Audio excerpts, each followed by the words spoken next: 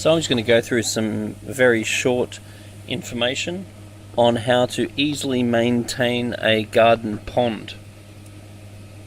The first decision in regards to getting involved with ponds is what sort of fish are you going to keep. You might decide to keep native fish, you may want temperate fish, you may want goldfish, koi, turtles, walking fish. Another thing that's getting popular too is what's called swim ponds. Pond means that you make it up and you in the aim of basically being able to swim around and watch a fish. It's surprisingly cool. Deciding what sort of pond plants you put are quite important as well, and knowing that if you have fish like large koi, that they might eat your plants. Next thing is how many fish to put in and when.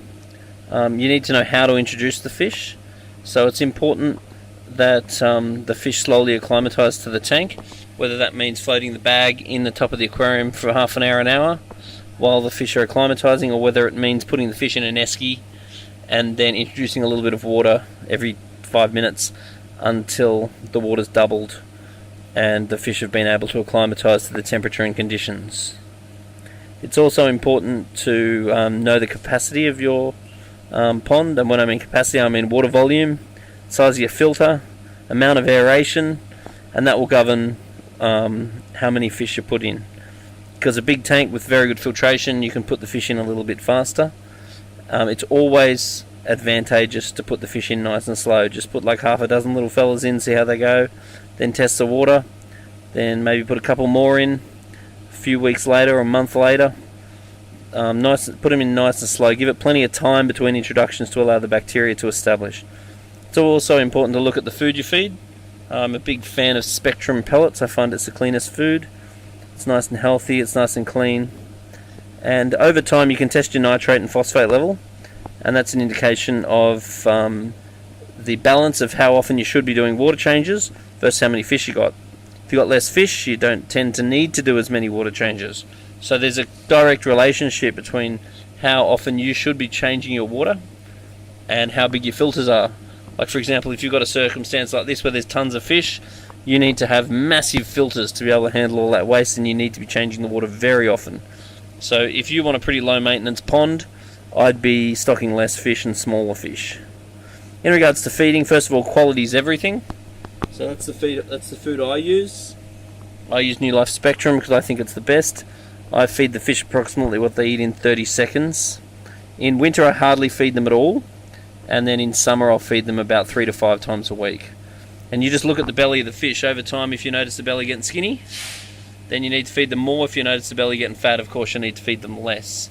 So how much to feed and what to feed is really what we need to go through there. In regards to tests, there's some very simple test kits available on the market. I tend to use the API ones, and I'll test for pH, which is the amount of acidity in the water, the KH, which is the amount of carbonates in the water.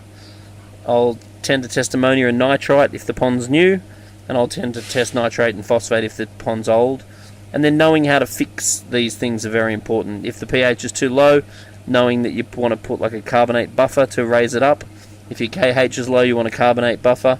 If your ammonia or nitrite is up, you want to do a 5 times dose of prime and make sure your filter's working properly. If your nitrate or phosphate's up, you want to do more regular water changes.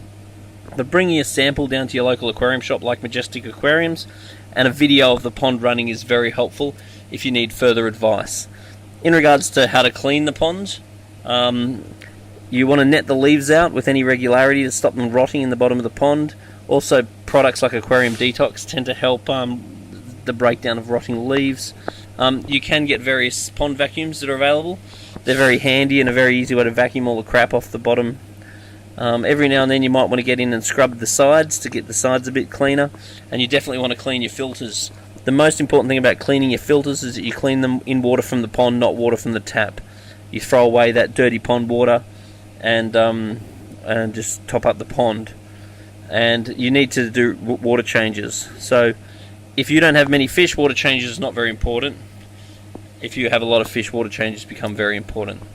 It's also important to understand what to do if your fish are sick, like if they get white spot or bacterial infections or dropsy or some sort of fungal infection, you need to know what to treat them with.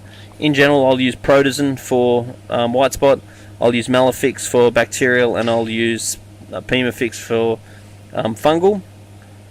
Dropsy cannot be cured, which is the one where the scales pine cone out. I also find that Vugel is very helpful too.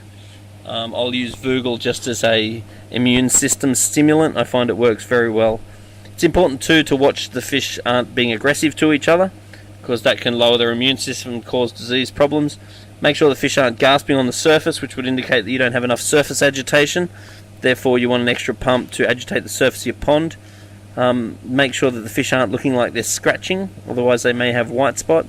And make sure that their skin is not discoloured, and that their scales are not raised and their eyes are nice and clear. So knowing which medication to put in the advent of a problem is very important, and then knowing how to solve that problem to make sure that problem doesn't actually occur again, because prevention is always better than cure. Now, one of the things that people are always concerned about is algae. The first line of defense if you have algae in your aquarium is a UV sterilizer, and a UV sterilizer will send the water via a UVC light, so any algae spores will be killed. If your UV unit is over 18 watts and it's on slow flow, it can also kill parasites. Most pond units will not, because the water will go through them too quick, making them a clarifier, not a sterilizer. There's also products such as phosphate remover from Ultimate Aquacare. That's a good way of keeping your algae down because it starves the phosphates.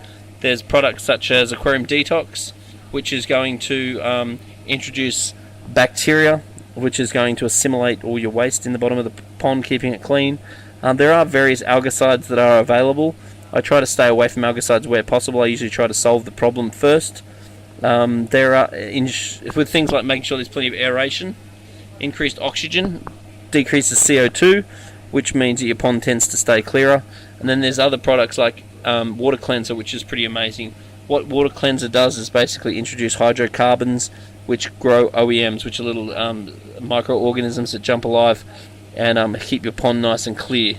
So Aquarium Detox works with bacteria, and then this works with OEMs.